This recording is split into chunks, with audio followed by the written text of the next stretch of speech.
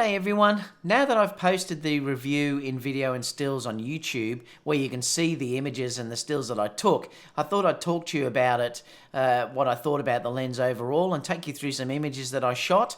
Because some people were saying that, you know, I'd only showed the retouched images. Well, what I'm going to do is I'm going to show you the before and after, so you can have a look at sort of what the images will be like almost straight out of camera. They have had just some light editing done in Lightroom though.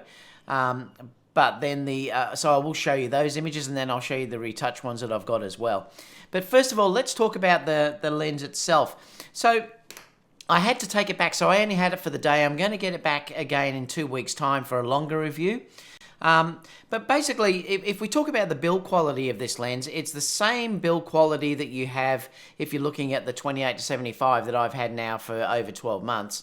And I've absolutely loved using this lens. Like I said, it does feel a little bit more plasticky if you're used to looking at, say, the G Master lenses that you've got there. But having said that, they hold up incredibly well. And I'm not light with my lenses at all. I'm actually quite rough with them. And this one really hasn't marked at all. It still looks almost as good as the day that I bought it. So even though they don't seem to be the build quality that you're getting with the G Master lenses, the quality itself is really, really good. And that's one thing I wanted to talk about with that. It is water resistant. There is a gasket on the inside there, so it does have water resistancy there, which is also a really nice thing. So yeah, I'd say overall, yes, the build quality does have that little bit like a high-end plasticky feel about it, but it's extremely durable, and that's one thing I wanted to say with that as well. The other real great advantage is that the lens is incredibly light. Now, it's lighter than this. I think it's only 420 grams, so it's extremely light. And that's one thing that I just adored by using it on the gimbal that I had on the day, because it was so nice to use. But before we go any further, let's just quickly look at the specifications that this lens has, and we can have a look down here.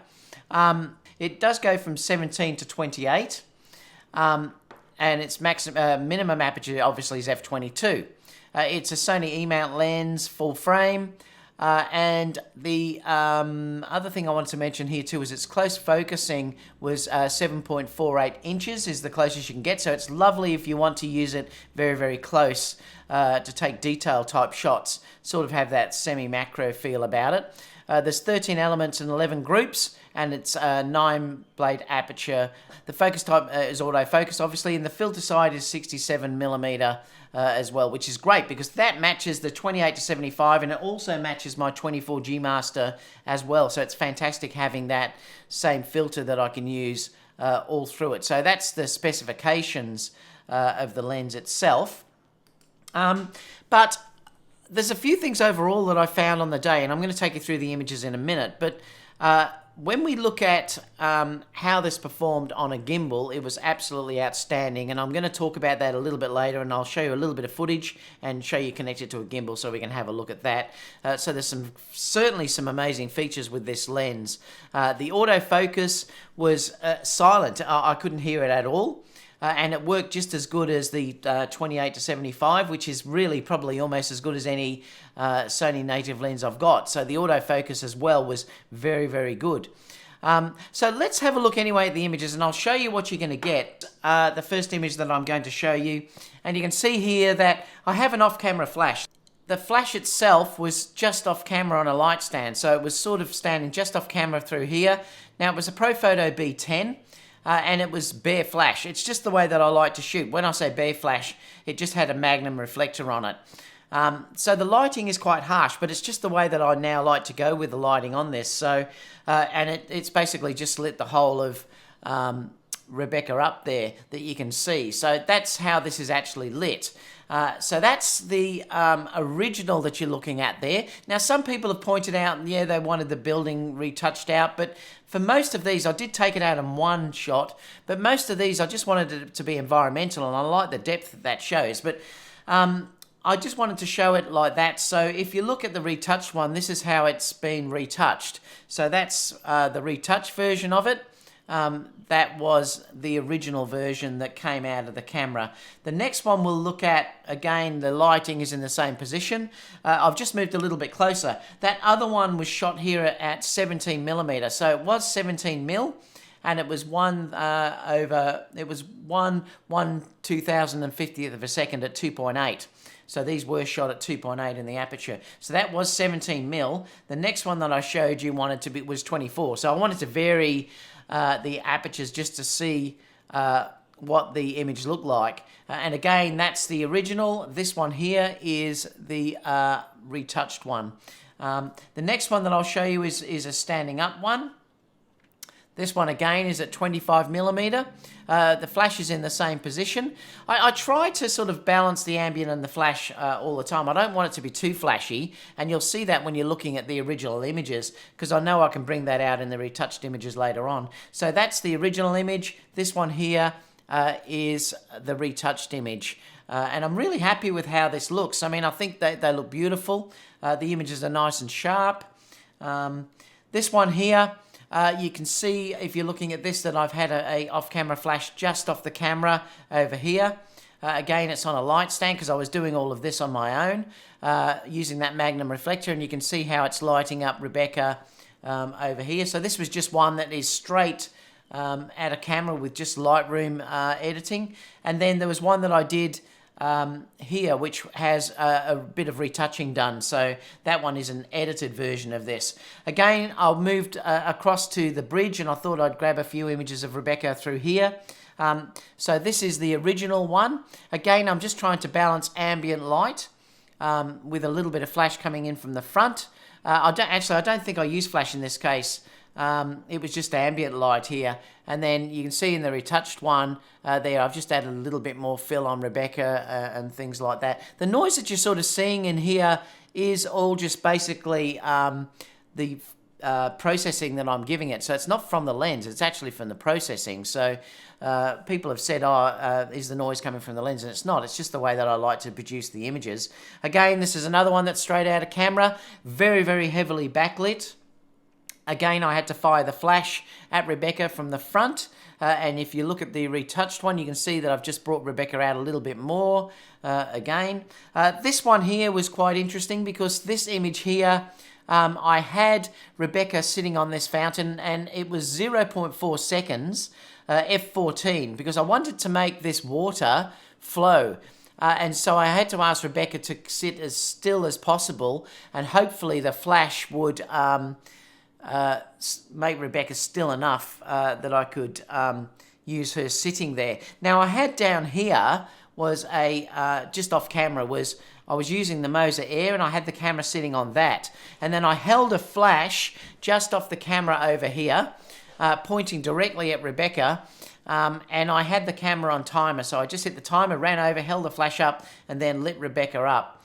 And that's the image that we ended up with here, which you'll see on the retouched one. So that's how we ended up there. Now, Rebecca is nice or reasonably sharp through this due to the fact that she was frozen by the flash. I mean, it's not perfect, but it's good enough. Remember, it's 0.4 seconds, so any movement at all would show up. So that's how I did that one. The next one we can look at is, what was that too? That was at 27mm. This one here is Rebecca sitting down, again incredibly backlit, so I really had to use high-speed sync here to light Rebecca up from the front with a flash. So that's the original, and this is the retouched version. Another one where I wanted to see how it looked when we went close to a subject was this one with Rebecca here. And, you know, it's, again, very, very heavily backlit, so I had to light her up with the Profoto B10. And you can see here where I've retouched that image. Another one here is, again, like I said, the same. She's backlit. This, by the way, is 2,500th of a second, f2.8. I wanted to shoot it at 2.8, see if I could get a bit of blurring in the background, but I had to use 1/2,500th of a second because I had to try and balance the ambient exposure. So I've balanced it for the ambient, and then I've filled in Rebecca from the front with the flash. and that's the retouched one that I've gained through here. This is another one that was very, very backlit. Again, I've adjusted for the ambient around here, so I've tried to expose for that, and then I've used a flash to light up Rebecca from the front. Again, I don't want to make Rebecca too flashy, in other words, put too much flash on her, because I know I can bring that out later on in editing. And you can see here, this one here is where I've edited Rebecca, so you can see the results that we can get from this. Okay, so you can see here that I wanted to photograph Rebecca. I thought this is a great opportunity to look at the distortion, but like I said, the problem was that I couldn't get level with the building due to the fact that this was on quite a steep hill. So I would have had to have been on a ladder to get this really correct. But there's not too much distortion in here. Like I said, if I was up higher, it would have been much better. But remember, we haven't got the lens profile at this stage. So I took it into Photoshop. I did straighten out the edges a little bit. And again, I've done two versions of this, one with a more muted look and one with a high contrasty type look. This is another one where she's walking towards me. Again, you can see that I can't get quite level with both of them on the same plane, but it's quite good. When I edited this one, I did straighten it out just a touch, as you can see here, and I did two versions of this, a high contrasty one as well as that muted one. If we look at this one, Rebecca here is really heavily backlit from the background, so I had to really push the power of the flash right onto Rebecca to light her up from the front. Otherwise she would have been completely black due to the fact that I'd got my ambient exposure for the background. And then the retouched one looks like this, which I'm really, really happy with. I love it. So the last one I'll show you is this one, which was another section with a little stream going down. Again, I love the look of this, and I wanted to sort of do this more environmental portrait here with her sitting on the stones in the lake, the rocks there, and this was the retouched one that I got out of that. So I'm really happy with that. To talk about how the lens went with Chromatic Aberrations as well, really quite good. Remember, like I said, at this stage there's no lens profile, so we can't correct for things like that. But I'll show you, I took two quick samples of that you can look at.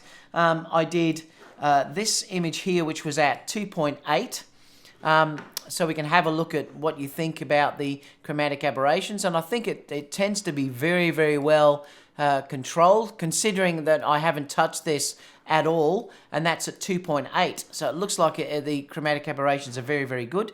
I also then went up to 6.8 to see how it went then. And you can see it's really quite beautiful. Like, you know, it's very, very sharp. I can't see anything there fringing or anything like that at all. So that's really a great result. Okay, so let's summarize it up and also talk about the video. For stills, the lens was outstanding. It was a really good focal range. The autofocus was extremely fast, equally as good as my 28-75, which I've found to be just as good as all the other native lenses, Sony lenses that I'm using. So overall, it was good. The weight was magnificent to hold. It was really light. It feels great in your hand, and it sort of matches the A9 and A7 series cameras beautifully. So I think overall it's a real winner in that regard. So let's talk about the video side of things. The video autofocus was superb on this lens, considering that it's pre-release. I had no issues at all using tracking. I had no issues at all using the active tracking in the A9. It followed the subject, Rebecca, without any problem at all. And I did use some other focus modes as well, and it didn't miss a beat, which was fantastic. Having that wide angle, particularly with the weight of this lens, which is so light, probably makes this the best gimbal lens I think that's available. And that's one really amazing feature of this. So if you're into that sort of fusion type thing, it's amazing because you can work with it on a gimbal and it's extremely light, and the autofocus seems to be very, very reliable. It's very quiet, like I couldn't hear the autofocus at all. So that's another real bonus as well. So overall, I just think it's a winner. I really think it's another great lens. I think this is going to sell like crazy, just like the 28-75 did. I suppose the thing is, if you do want to get one early, it would be better to pre-order one. due to the fact that you're probably going to be waiting a long time if you don't do that. Have any comments, leave them down below. Like I said, I will get another lens in around 2 weeks that I can test a bit more fully. Apart from that, I'm really happy with it, and I'll see what you guys think too in the comments, and I'll see you all for the next video. Bye for now.